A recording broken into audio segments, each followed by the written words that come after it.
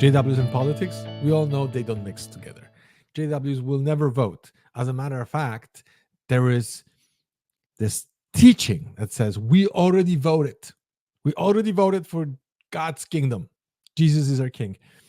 And they don't want to vote for a specific party or they don't want to vote for a specific president. However, a lot of lawyers and countries and people are like, hey, we can't really legally tell people not to vote. And in some countries, it is an obligation to vote. So, how did Jehovah's Witnesses deal with that?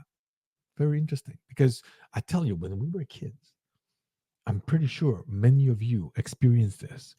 When you go to school, and I remember we were voting for the president of our class, and they voted me. And I was ecstatic. First grade, I was so happy. And I came home and I was like, wow, look, the whole class voted for me. I became the president of the class. And then they're like, oh, we didn't talk to you about this. You can't. What do you mean I can't? We're not we don't mix it with politics. And this is like a small politics with school. So you cannot be involved with it. I was crushed. I was like, oh man, this was like being chosen as the favorite kid in the class. And my dream was crushed. But what about now? Do you guys miss voting? Do you feel like that was taken away from you? Most XJWs don't care much about that. But I think it does make a difference. I think it's important. Why? Because these people at the very top in the country, they actually make changes that will affect your life. They will make a change or a policy that will affect the future of your children. So why wouldn't you vote? Think about it. If you don't vote, then somebody else will do the voting for you, which means your voice, your idea, your preference does not matter. It's not like you didn't vote. You gave your vote to somebody else because somebody else will vote. And because you didn't, that person's vote will be double as strong. So if they vote for one side and you wanted to vote for the opposite side, but you didn't, then this guy has a double vote and double the strength. So I think it is important to educate ourselves in politics at least a little bit so we know who will have what policy, who will have a specific plan of action to make sure that if we vote, then we know what we're voting for. It's not that somebody's charismatic and that they can connect with the person emotionally. None of those things should matter. I'll tell you what you should look into when it comes to voting.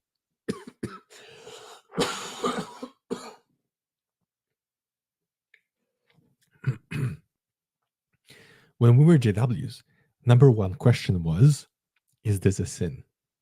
What does Jehovah think about this? And how does the organization view certain action? But when it comes to living outside, now the compass should be totally different. The compass should be what is harmful, what is harmful, what is beneficial, what improves the quality of life.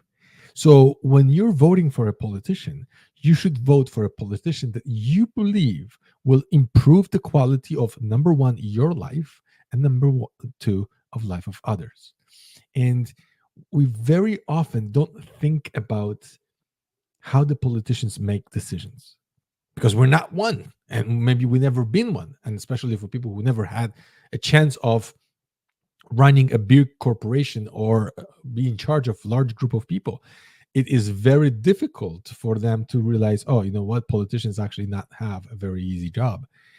See, when you're making a decision for a large group of people, there will be always, without exception, a group of people that you will harm.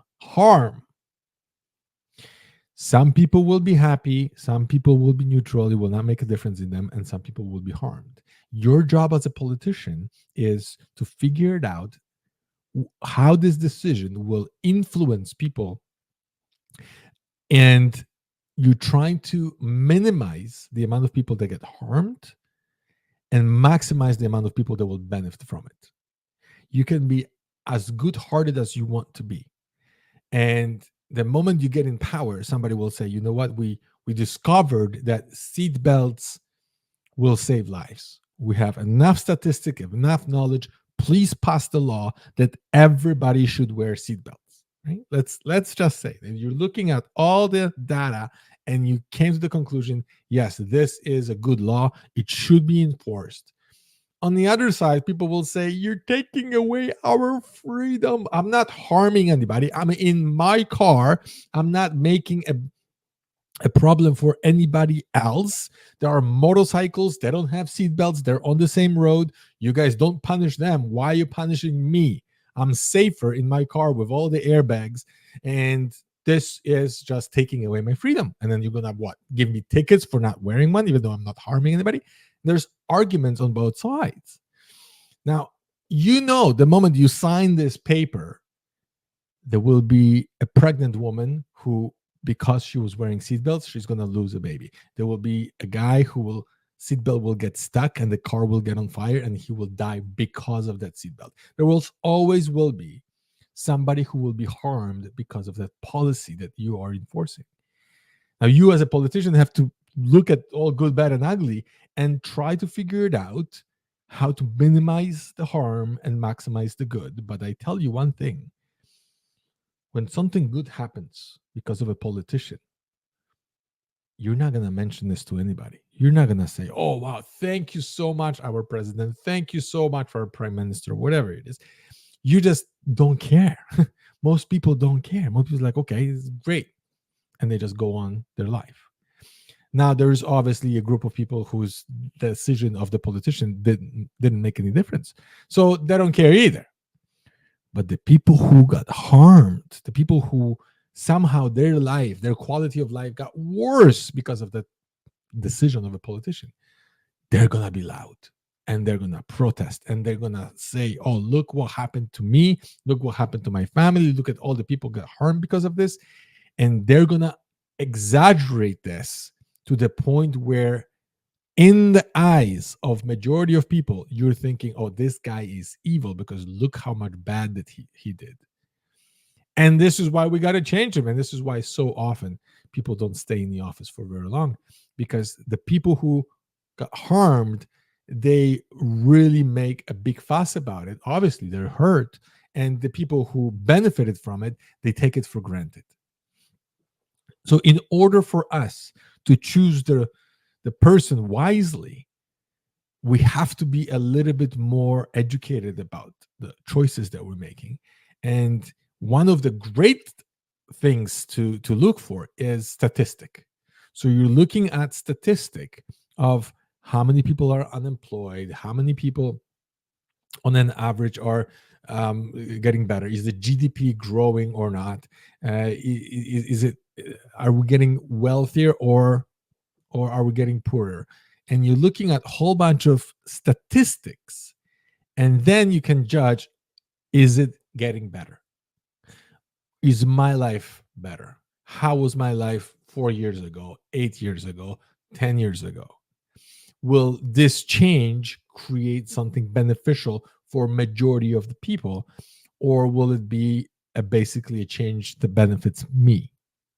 See, I didn't know much about politics, and I still it's not my favorite subject, to be honest, especially because I constantly see politicians who are ready to say anything in order to be popular, because popularity wins the election. It's no longer the policy, it's no longer strategy, it's no longer what you can bring to the table. It's who's more popular than usually causes people to vote, which is sad when you think about it, because people are very emotional and they usually choose somebody who is more visible.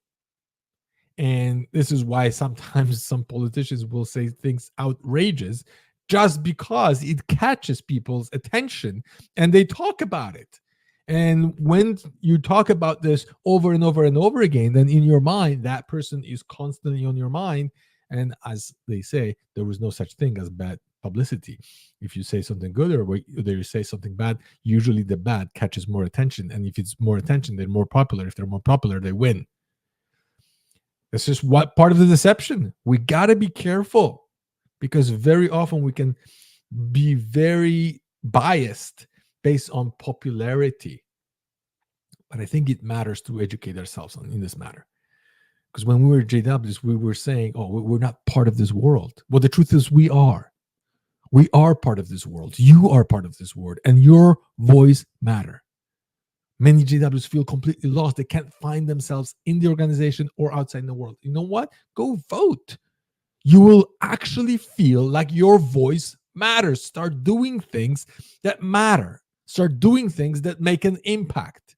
And then you will see that, you know what? Your life has value because you're bringing something to the table, even if you just do such a simple thing as vote.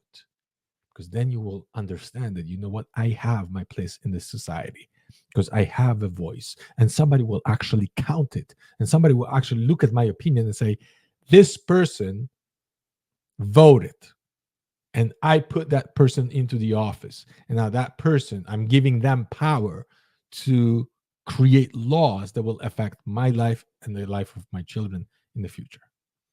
It's important. And I think we all should look at what is really important in life, because what makes a difference is the impact one person makes on the other. And if we let somebody else choose, then guess what? They have more power than you. In the JW world, you didn't have the right to vote. You didn't.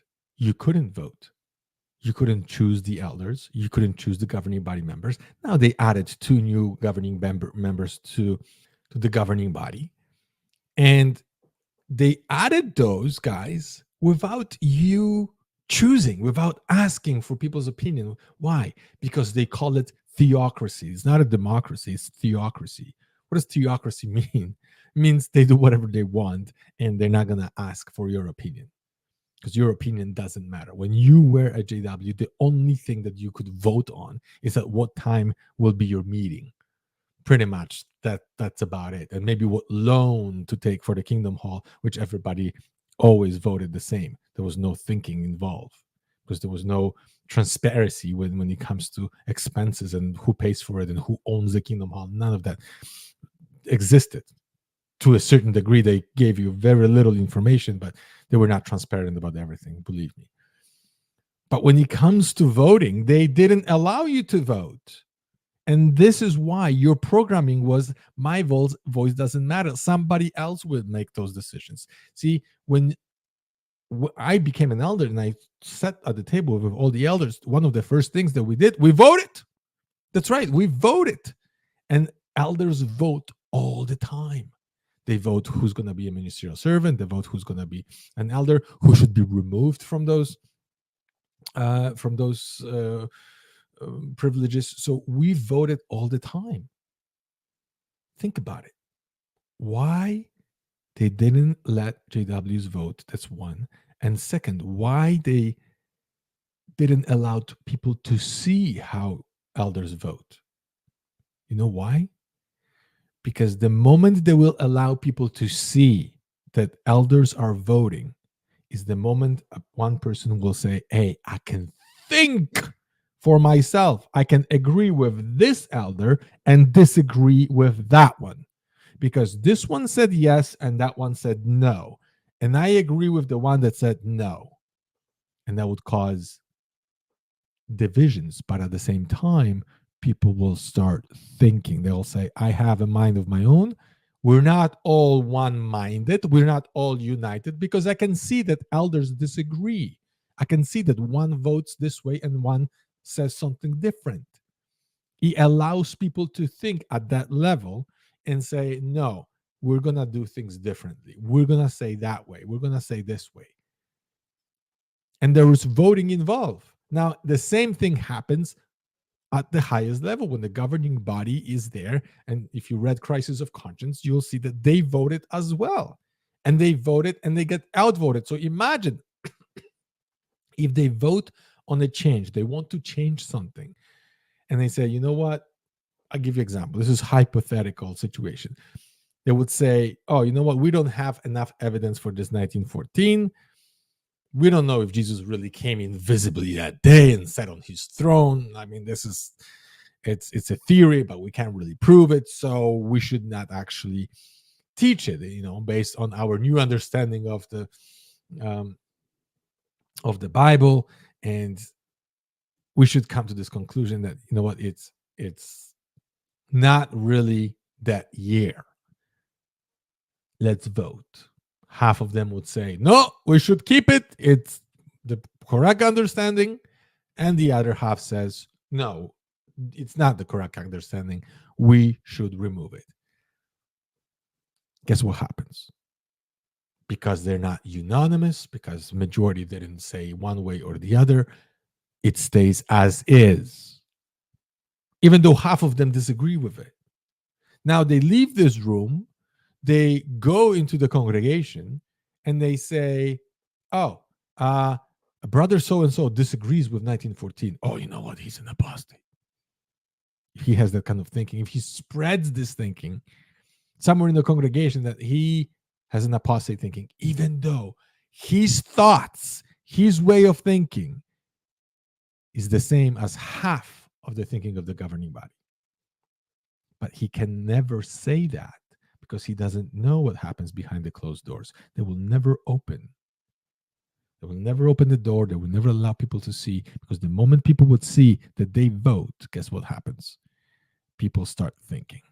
We are actually able to look at the politicians because it's live streamed for the whole country to see. And you can see how the one side argues with the other side, how they vote, how many people vote for this policy and how many people vote against this policy, and why this motion passed or not. And and we're okay with it.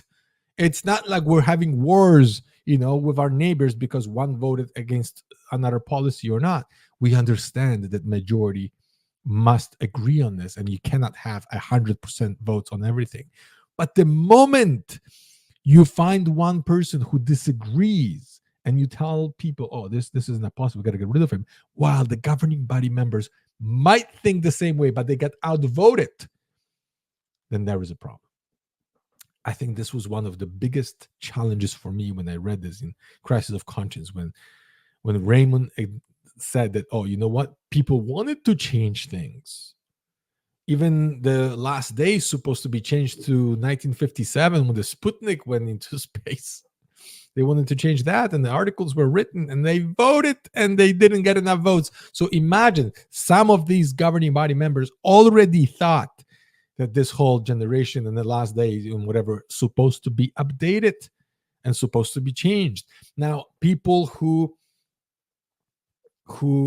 were disagreeing with the governing body, and they were thinking like the minority of the governing body, were treated as apostates. That's where it becomes dangerous. So I think theocracy is actually very dangerous, and democracy, in my opinion, is a lot better. When we get to choose who's going to represent us, when we have a voice and we can say, this person will represent me, I will vote for that person, or I will vote against the other person. But at the end of the day, we all know it's impossible to please everybody. We all know we're not going to agree on everything, that's for sure. But we just do the best we can. And it's okay. While in the JW world, they will not show them what they vote for, what they vote against. They will not show the disagreements that they have between each other. None of it. They just want to keep people ignorant. And that's sad. So now that you're out of it, don't remain ignorant. Educate yourself, because you are living in this world, and this is your life and the life of your kids and the life of future generations. Do as much research as you can. Try to get rid of personal biases and emotional voting. Try to look at statistics and policies and how they will impact people in the future and your own. Thanks for watching. I'll see you in the next one.